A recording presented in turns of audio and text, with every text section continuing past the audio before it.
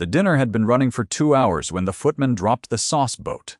It shattered on the kitchen flagstones in a spray of pale cream and gilt porcelain, and the sound of it brought Margaret from the fire in 3 quick steps. She crouched, gathered the largest pieces into her apron without a word, handed the footman the pot of reserve sauce she had, as habit kept warming at the rear of the range, and directed him back upstairs with a nod so calm that the scullery girl stood and watched her, as though something had passed. The dinner continued upstairs. No one ever knew the sauce had been remade. That was how it had always worked.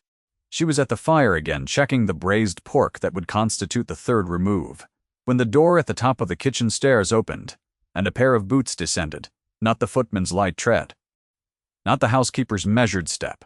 These were a man's boots, unhurried. And they paused on the last step in a way that suggested their owner was not accustomed to kitchens and was taking stock. "Mrs. Hollowell," said Mr. Vane. She did not turn immediately. She lifted the lid of the pan, assessed the color of the braising liquid, and replaced it before she straightened and faced him. 6 months the new steward had been in this household. She had served him at the kitchen table when his work ran late and the main dining room was occupied. She had noted without comment that he ate everything placed before him without remark, which she had taken as the highest form of appreciation. "Mr. Vane," she said, "is there a difficulty with the service?" He was holding a folded card. He offered it across the distance between them, and she saw that it was a menu card, one of the evening's printed cards, and that someone had written a correction in pencil across the bottom. Lady Sophronia's hand, unmistakable in its angular authority. "Her ladyship wishes to substitute the almond pudding for an orange syllabub," he said. "She sends her apologies for the late notice." Margaret looked at the card. The almond pudding had been setting since 3 o'clock that afternoon. Why? 2. The syllabub would require cream, beaten egg whites, orange peel, wine, 20 minutes of her full attention, and a calm she was not certain she entirely possessed at this moment. None of this showed on her face. "Tell her ladyship it will be done," she said, and returned the card. He did not go immediately. She turned back to the fire, pulling the cream from its cold shelf, and he remained in the kitchen doorway in the way that people occasionally remained when they were not certain they had finished a conversation, but could not have named what was missing from it. Margaret had noticed this quality in him before. He did not conduct transactions the way most residents of the upper floors conducted them, with the economy of people who did not consider that anything below a certain floor was listening. "That is a great deal of work on short notice," he said. "It is the cook's work," she said. "Go back up, Mr. Vane. The footman will need direction on the service order." She did not look at him as she said it, but she heard the pause before his boots returned to the stairs, and she heard, in that pause, the sound of a man choosing to respect a request he had not been obliged to follow. The kitchen door closed. The fire crackled. Margaret began to beat the cream. It was only then, in the private silence of the range and the whisk and the cold orange she held against her palm, that she permitted herself to register what she had felt in those 2 minutes of his company. Not the labor of the syllabub, not the irritation of the late change. Something older and less useful, which she set aside, the way she set aside all things that had no function in a kitchen, efficiently and without ceremony. The scar on her left cheek caught the firelight as she worked. She had lived with it for 20 years. She no longer thought about it, except in moments like these when someone's gaze had rested on it with something other than the usual polite aversion. And she was left afterwards in the kitchen with only the fire for company, and the question of what, precisely, that gaze had contained. She beat the cream until it held its shape.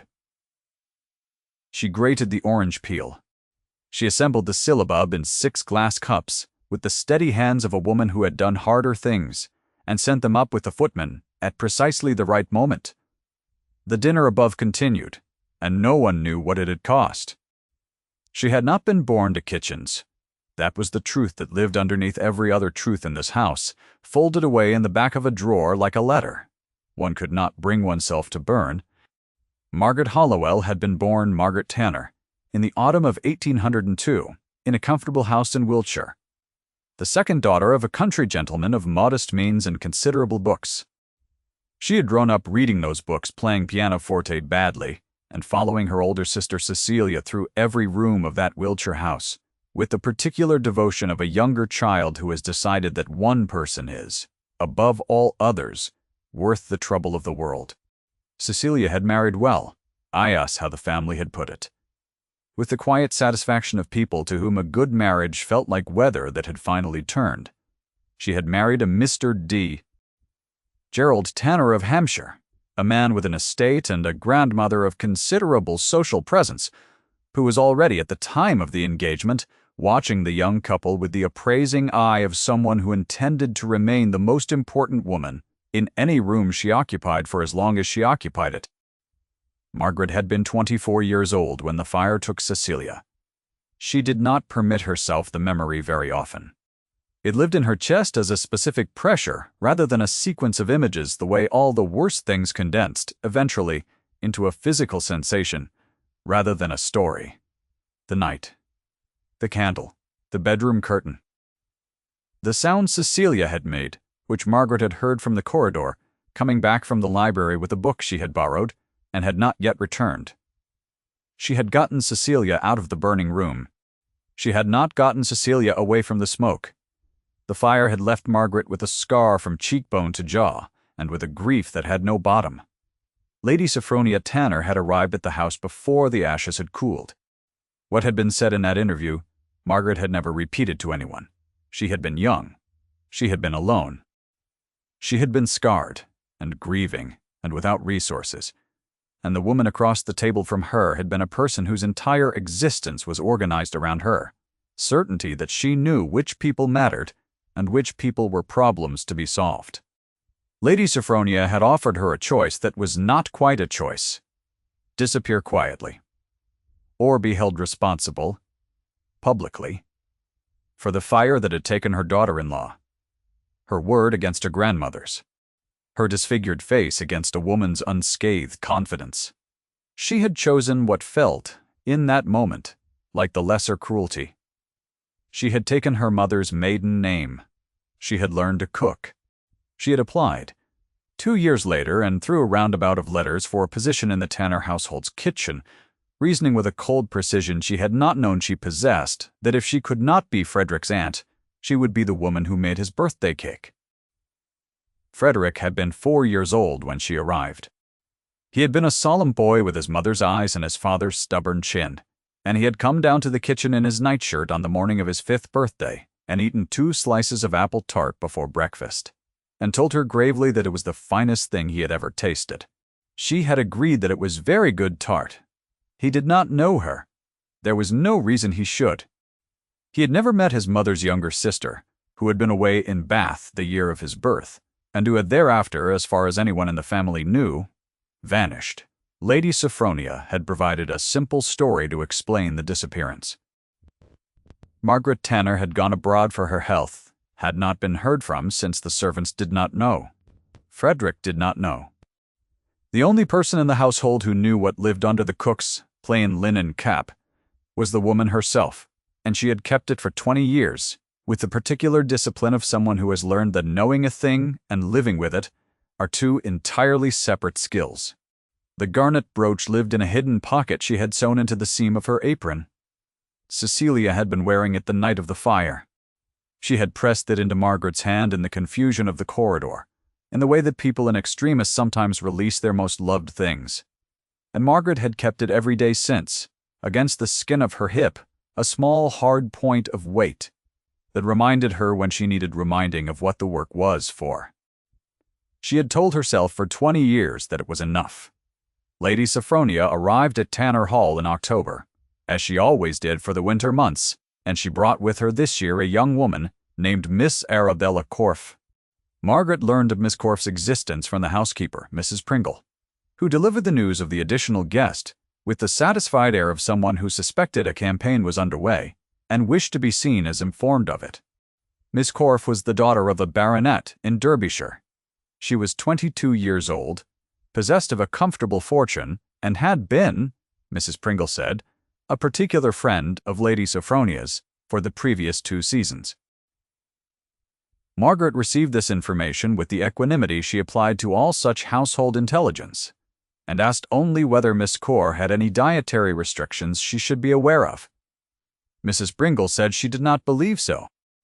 The first evening of Miss Core's visit, Lady Sophronia held a small dinner, seating 6 at the table. Frederick and his 2 friends from Oxford, Miss Corfe and the steward, Mr. Met. Vane, whom Lady Sophronia had added to the list at the last moment, with the air of someone making a concession to practical necessity. Margaret had prepared the meal, sent it up, and was beginning the washing up when she heard Lady Sophronia's voice carry through the floor above, in the moment when someone, somewhere in the dining room, had opened the passage door. "The sauce this evening was particularly good," she heard Miss Corfe say, in the bright social voice of a young woman establishing herself as observant. "Hollowell's scar-faced cook has her uses," said Lady Sophronia, in the quieter voice of someone speaking to only one listener, with the casual authority of a woman who has never had cause to lower it further.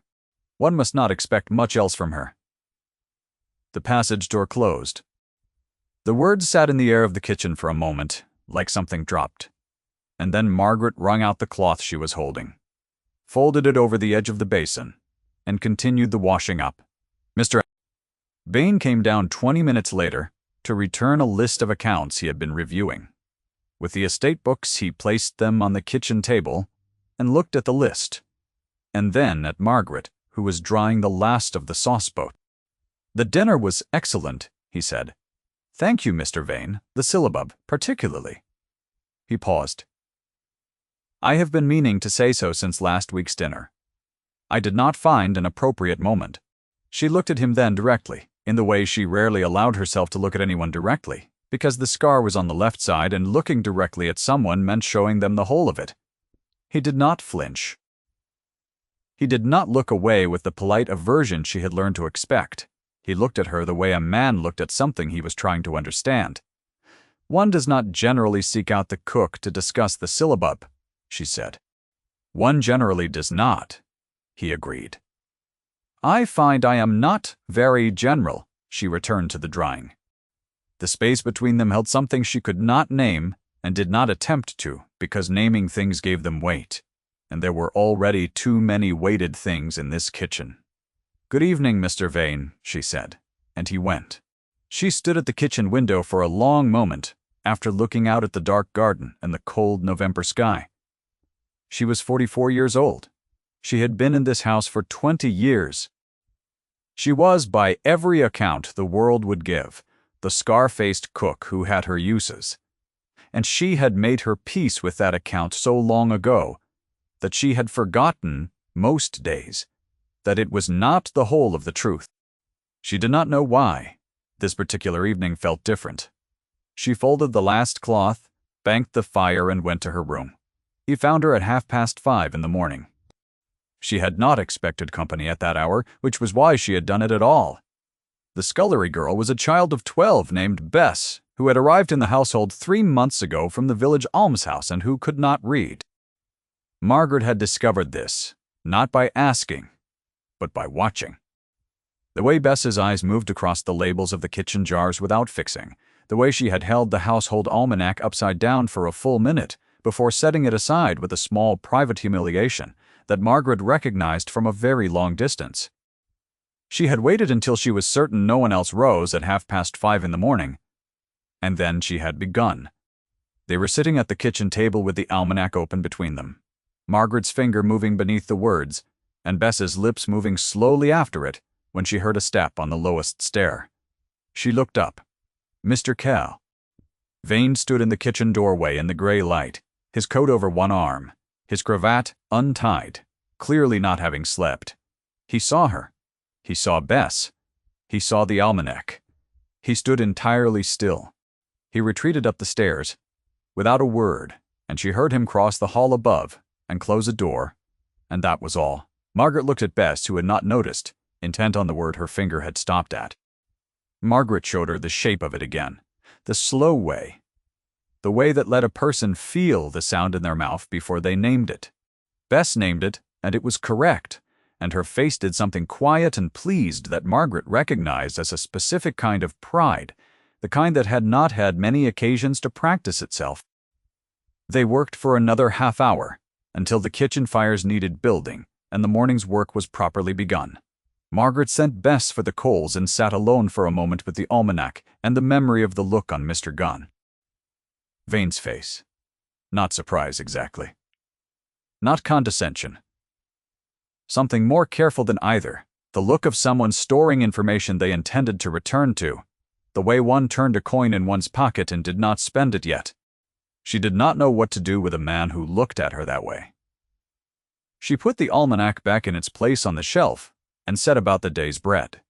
If you have stayed with Margaret this far, you already know the shape of what is coming. Stay a little longer. She has waited 20 years for someone to look at her correctly. November deepened. Lady Sophronia arranged a gathering of the house's present inhabitants for the second Saturday of the month, a gathering she called informal, with the specific intonation of someone who intended it to be nothing of the kind. Frederick sat at the head of a dining table that had been laid with the household's best silver, looking mildly bewildered in the way he had looked. Mildly bewildered since inheriting the estate at 22 and finding himself responsible for more rooms than he had words for. Miss Corfe sat at Lady Sophronia's right hand, arranged to precisely the advantage her features allowed, and spoke with the bright fluency of a young woman who has been told since the age of 14 that she is the most suitable person in any given room. Margaret served. That was her function at these gatherings. To supervise the footmen, to attend to the final presentation of each course herself, and to be, in the accepted language of such households, invisible. She was carrying the dessert through the service door when she heard Miss Corfe say it. "I do wish the kitchens here were staffed more prettily." A light, social voice, meant to amuse rather than wound. The tone of someone who had learned that cruelty was most effective when it sounded like wit. "That scar-faced cook of yours quite put me off my appetite this morning, coming through the passage." There was a short pause. Mr. Vane, seated at the far end of the table, did not speak. Frederick looked uncertain, the way he looked uncertain at all social events that moved too quickly for his literal mind to follow. Lady Sophronia smiled with the composed patience of someone watching a protégé perform a lesson. "One becomes accustomed," she said. Margaret set the dessert down. She did not look at Mr. Vane. She did not look at Miss Corfe. She adjusted the angle of the serving spoon, 1/4 of an inch, and she returned to the kitchen. Bess was at the sink. Margaret sent her for more coals, and when she was alone, she put one hand flat on the kitchen table, the cold wood under her palm, and stood for a moment in the familiar dark of the kitchen in November, and the familiar weight of what it cost to continue. The brooch was a small, hard point of pressure at her hip. She pressed her hand there, through the apron, through the pocket, and felt it. She let go of the table, picked up the sauce ladle, and got on with the evening. Mr. Vane came down to the kitchen after the household had retired. Margaret was banking the fire. She heard his step on the stairs and did not turn until she had completed what she was doing, the way she always completed what she was doing before she permitted herself to acknowledge anything else. "You should be in bed, Mr. Vane," she said. "Probably," he said. He sat down at the kitchen table as though he had been invited, which he had not, and which he knew. "I wanted to apologize for this evening." "You said nothing this evening that required an apology." "I said nothing," he said. "Which is not the same thing." She looked at him. He was watching the fire, his face angled slightly away from her, his hands open on the table, in the way of a man who had come to say something and was deciding how to say it. "Mrs. Hallowell," he said, "the scar." "You may say whatever you are going to say," she said. "I have heard most things. I am not going to say the usual things." He looked at her then directly, gray eyes in the firelight, and she saw that he was being very careful with something he did not wish to break. "I am going to ask where you got it, if you are willing to tell me." She was not willing. She had not been willing for 20 years. What she said, after a silence that stretched long enough to make clear it was a choice, and not an absence, was simply this: a fire? Long ago. Long enough. He nodded, as though this were sufficient. He did not press. She understood, in the way one understands the quality of a person across a kitchen table in the firelight, that his restraint was not indifference. It was the particular discipline of a man who had learned somewhere in his own history the difference between a question and a demand. He sat with her in the quiet for another 10 minutes, and she allowed it, because it was late, and the fire was warm, and she was tired in the specific way of women who have spent 20 years being very strong, and his company asked nothing of her. He rose to go. At the bottom of the stairs he paused. His eye had fallen on the apron she had hung on its hook by the door, and on the slight bulge of the hidden pocket. He said nothing about it. He went upstairs.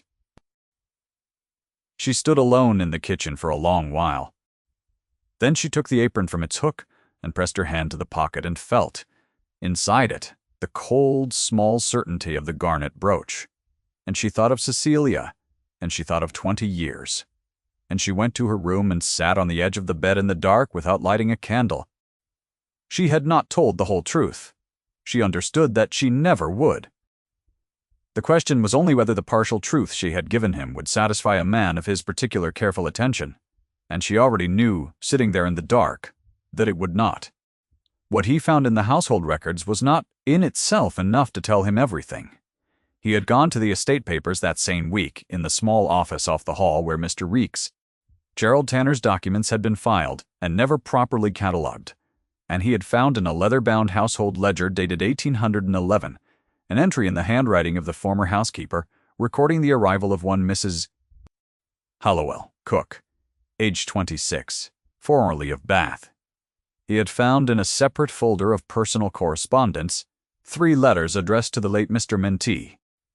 Gerald Tanner from a solicitor in Wiltshire, all post-dated 1803, all referring to the settlement of an estate belonging to one Mr. Arthur Tanner of that county, and the disposition of his 2 daughters, Cecilia married, and Margaret, unlocated and presumed, gone abroad.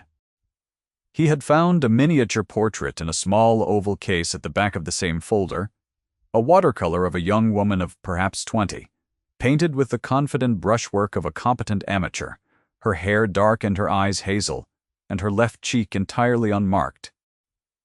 He had sat with the miniature in his hand for a long time. He had put it back. He had not gone to the upper floors. He had not gone to Lady Sophronia. He had gone down to the kitchen the next morning and eaten his breakfast in silence, and he had watched Margaret Hallowell move through her kitchen with the practiced competence of someone who had made themselves indispensable to a household that did not know what it possessed, and he had understood in a way that required no further documentation that whatever had kept her here for 20 years was not simple and was not his to expose. He waited. That was the thing he did, which she did not yet know he was doing. He heard Mr. Aldworth in the corridor on the 14th of November. Mr. Crispin Aldworth was Lady Sophronia's nephew, arrived for a fortnight's visit, a man of 40, with the confident manners of someone who had always found the world arranged to his dimensions. He was speaking to one of the Oxford friends in the upper corridor, not troubling to lower his voice, because Mr. Aldworth had never in his life lowered his voice for any person who did not rank above him. "My aunt says she means to restructure the kitchen," he said. "Consolidate staff. 2 fewer servants below stairs. She reckons the scar-faced cook is first past her prime, past her usefulness, and frankly past presentable. Lady Sophronia would have replaced her years ago if Hallowell's food weren't so reliable." Edmund heard this from the bottom of the stairs. He went still. He heard the rest of it. The discussion of Miss Corf's prospects, the opinion that Frederick needed managing, the casual confidence of a man who believed himself to be speaking inside an interior. He heard the dismissal of the cook with the same breezy economy one used to discuss the sale of surplus furniture. He went directly to the study. He found Frederick there, at his father's old desk, looking at estate papers, with the concentrated expression of a young man who had recently inherited 1,200 acres and was not entirely certain he was equal to them. Margaret had not known that Edmund had already spoken to Frederick once 2 days prior, on a separate matter entirely, and had been careful to notice in that conversation that Frederick was not a cruel young man. He was only an unobservant one. He had grown up in a household that had taught him by omission to look at certain people without seeing them. "The dismissal notice for Mrs. Hollowell," Edmund said without preamble. Frederick looked up. "My grandmother submitted it to me yesterday.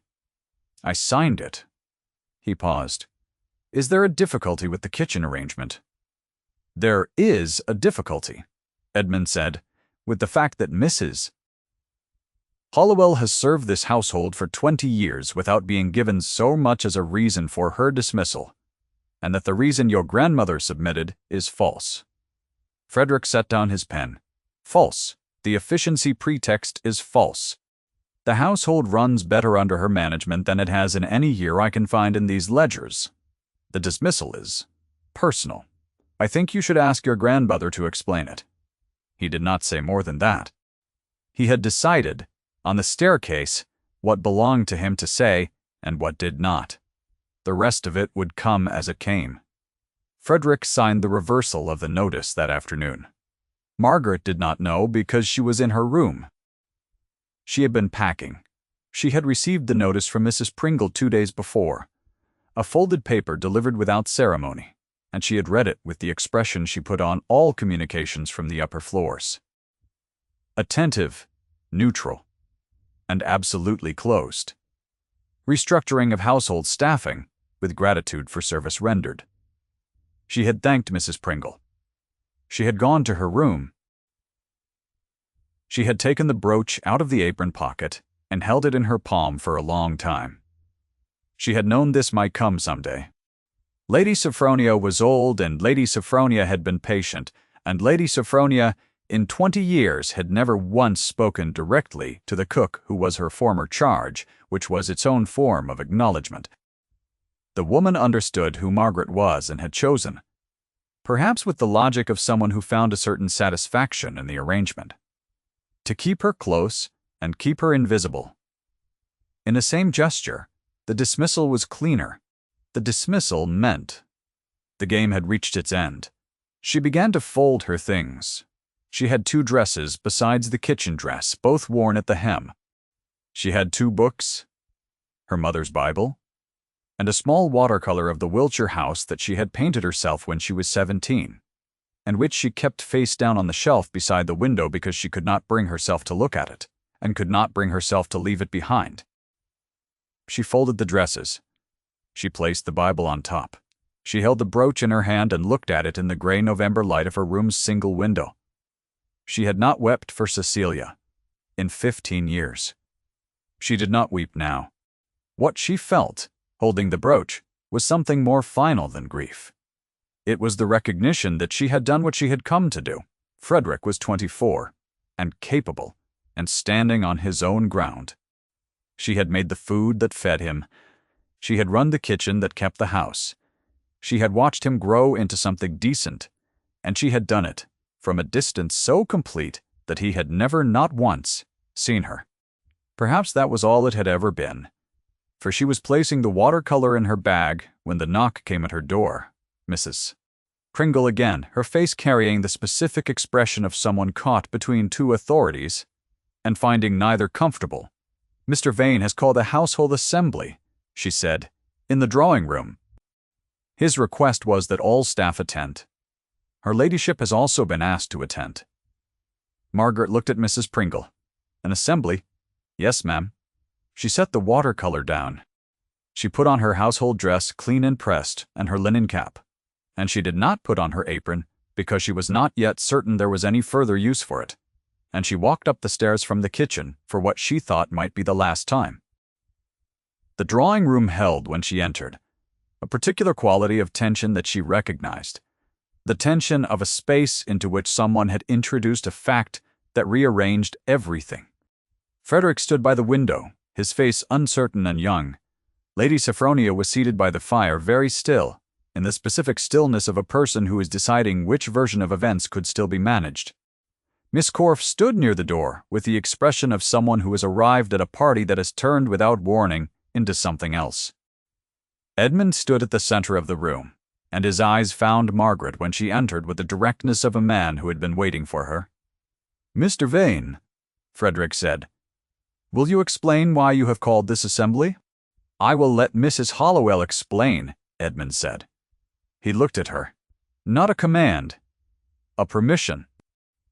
She understood that he had done something she had not asked him to do, and that he had done it with surgical precision, leaving her the last and deciding word, the way you left someone the last step on ground you had already tested. She looked at Frederick. He looked back at her with the face she had been watching for 24 years, since he was an infant in a household where she had not yet arrived, and she understood that she was going to say it now, in this room, with all of them watching, because she was 44 years old and the brooch was in her pocket, and she was very tired of being the cook. My name is Margaret Tanner, she said. Your mother was my sister. I have been in this household for 20 years. The room held itself very still. Lady Sophronia's face did not change. It was the face of a woman who had been waiting for this day for a long time and had organized herself, very completely, not to show what it cost her. Frederick, Lady Sophronia said, her voice as level as it always was, as certain as it had always been. This woman is not what she claims. She is a servant who has fabricated a connection to this family for her own advancement.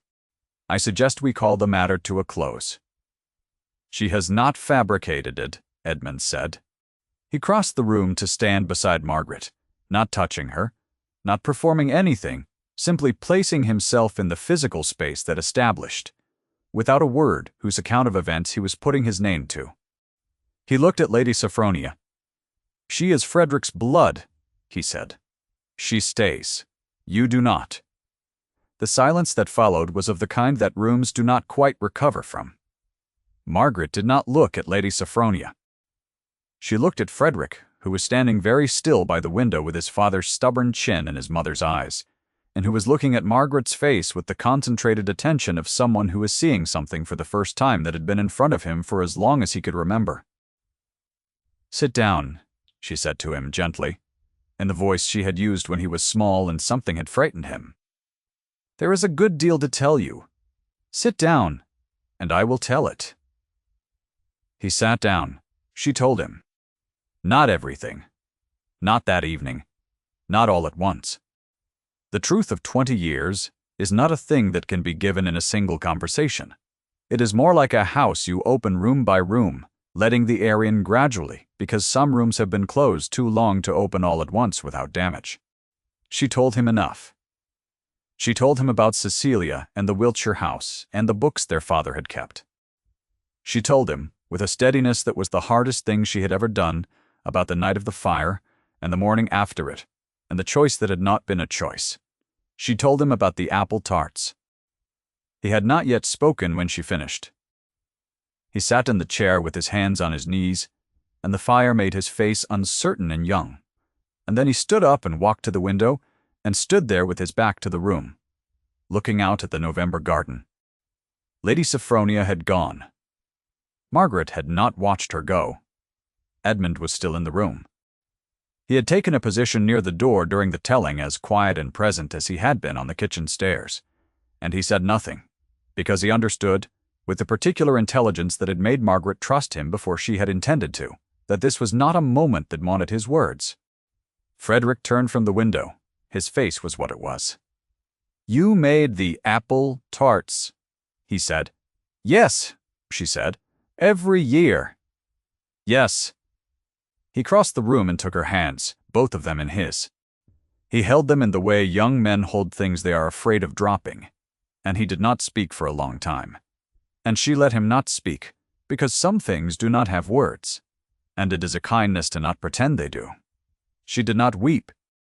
She had made her peace, over 20 years, with the distance she had kept, and she did not wish to unmake it by weeping now in the drawing-room. She pressed his hands and released them. Go to bed, she told him. We will speak more in the morning. He went. The drawing-room was quiet.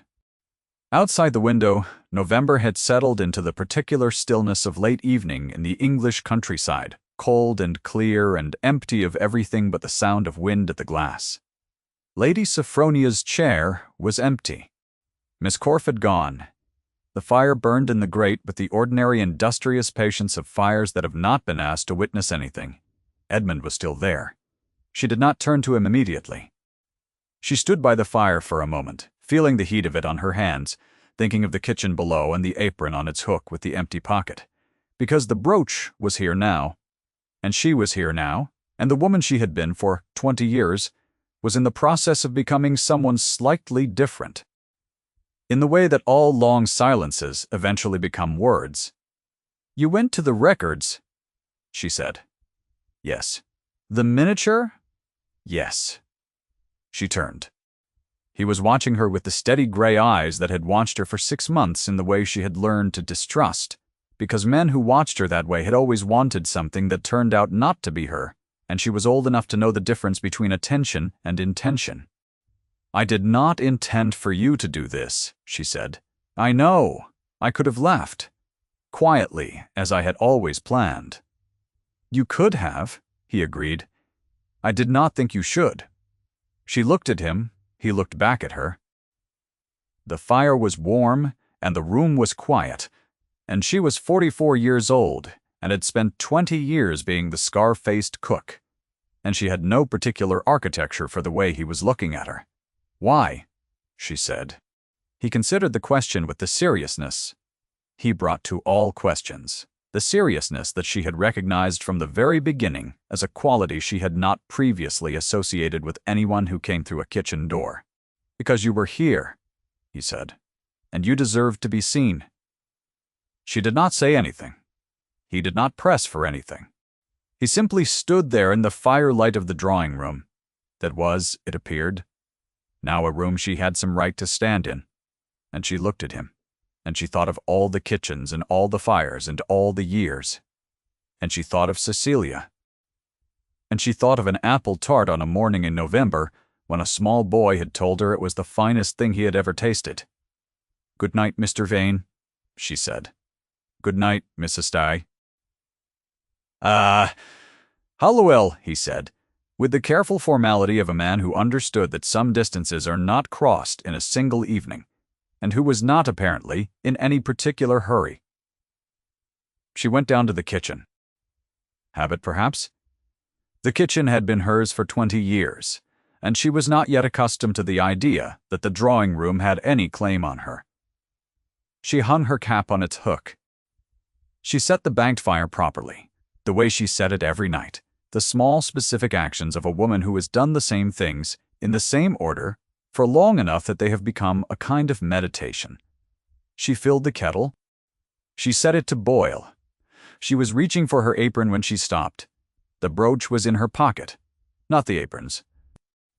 She took it out and held it in the firelight, the garnets dark and warm, the gold of the setting worn smooth by 20 years of her thumb against it in moments of uncertainty. Cecilia had worn it at her throat. Margaret had seen it there 100 times, that particular red-gold warmth against her sister's collarbone, and she had thought it one of the prettiest things she had ever seen. She pressed it, now, to the collar of her dress. Her fingers were not quite steady, but they found the catch. She fastened it. The kettle boiled. She made her tea. She sat down at the kitchen table in the kitchen that had been hers for 20 years, and she drank her tea in the warmth of the banked fire, and outside the window the November night was cold and clear, and very still. The household slept.